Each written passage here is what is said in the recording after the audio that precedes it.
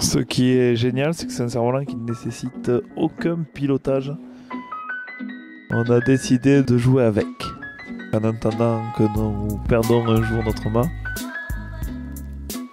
Depuis le début du voyage, de notre aventure avec les catamarans Waram, nous avons à bord un cerf-volant Liberty Kite de 10 mètres carrés qui nous sert de secours si jamais on venait à perdre notre mât et pouvoir rapidement mettre en place un gréement de fortune.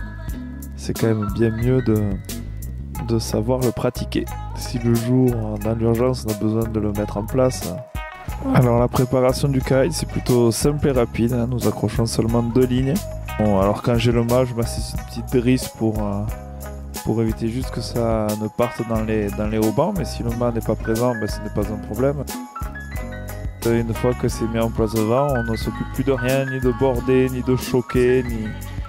Le cerf-volant va tout seul, par lui-même, chercher son angle idéal de traction. Ça te plaît? C'est trop bien. C'est trop cool. Pourquoi?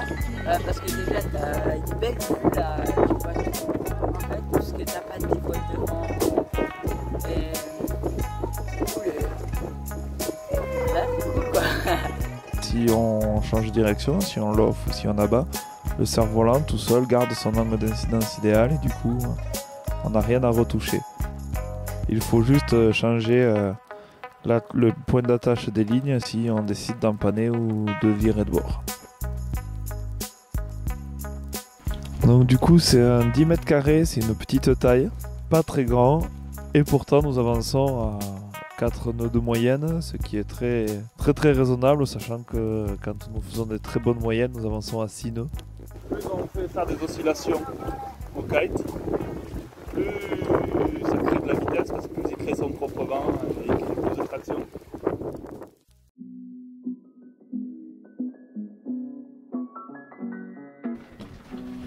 Du coup, j'ai testé plusieurs façons pour le faire voler. Dans la première, c'est de le laisser statique, c'est-à-dire pas mettre beaucoup de longueur de ligne de manière à ce qu'il se gonfle et qu'il ne bouge pas beaucoup. Je pense que ça peut être utile dans les moments où les vagues sont un peu fortes ou qu'on est surtoilé.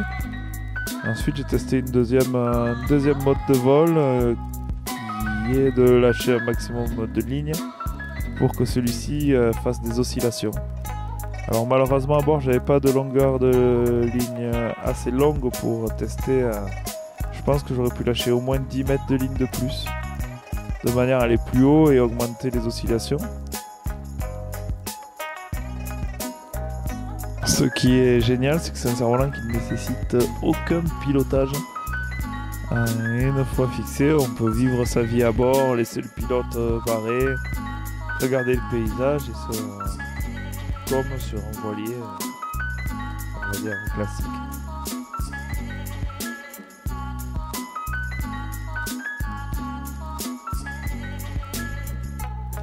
Donc sur cette navigation, nous avons fait 15 000 à la voile, uniquement avec le kite, au portant, avec une petite partie au près à la fin, mais une grande partie au portant. Et nous avons eu différentes conditions météo, nous sommes passés du beau temps avec des grains, renforcement du vent, puis derrière le grain, le vent qui retombe un peu, donc ça a permis de tester, de laisser en vol l'aile et de voir comment elle se comportait avec les changements de situation météo.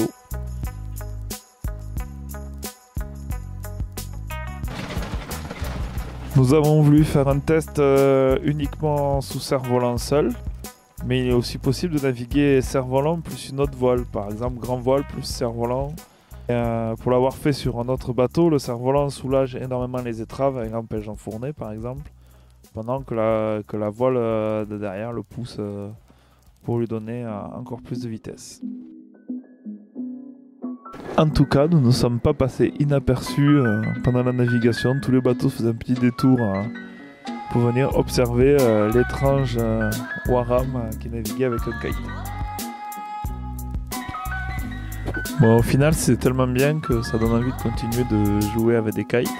Et nous allons, je pense, je vais l'essayer sur d'autres supports, d'autres types de bateaux, d'autres longueurs de ligne et d'autres surfaces de kite, j'espère.